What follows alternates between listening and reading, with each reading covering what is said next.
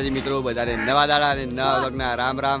આજ જોઈ લે આપણે સવારમાં પાણી વાળે છે ને સીધી તાપણી કરી છે. આપણે તાપી રહ્યા છીએ. આ જો આપણે આપણું પાણી નેકમાં આવી ગયું, તમને દેખાતું હશે. પણ 5 મિનિટ જવા દઈએ પછી આપણે જોવા જઈએ.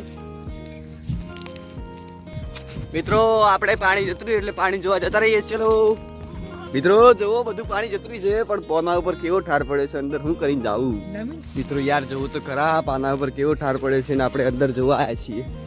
હજી પાણી આપણું એટલે જ આવ્યું છે. જોઈ લઈએ ને કે કેમ જાય છે.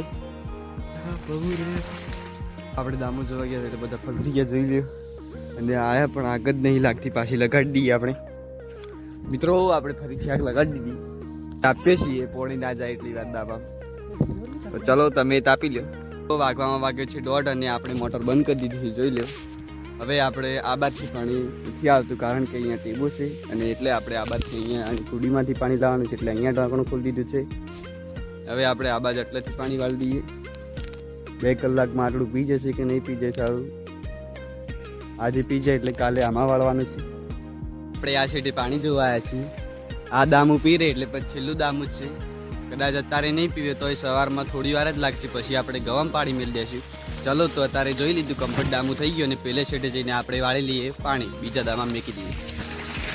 જો મિત્રો આપણો ભાઈ દામું વાળે છે ને હવે છેલ્લા દામાં પાણી મેળ દીધું છે.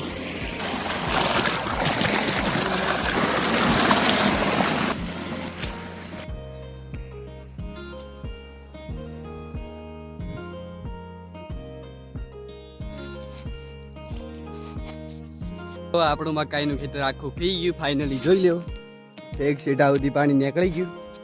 હવે આપણે મોટર બંધ કરી દઈએ. થોડો ઘણો ટાઈમ વધ્યો હોય તો ચાલુ કરીએ ને કર સીધું સવારમાં ડાયરેક્ટ ગવામાં પાણી વાળી દેશું.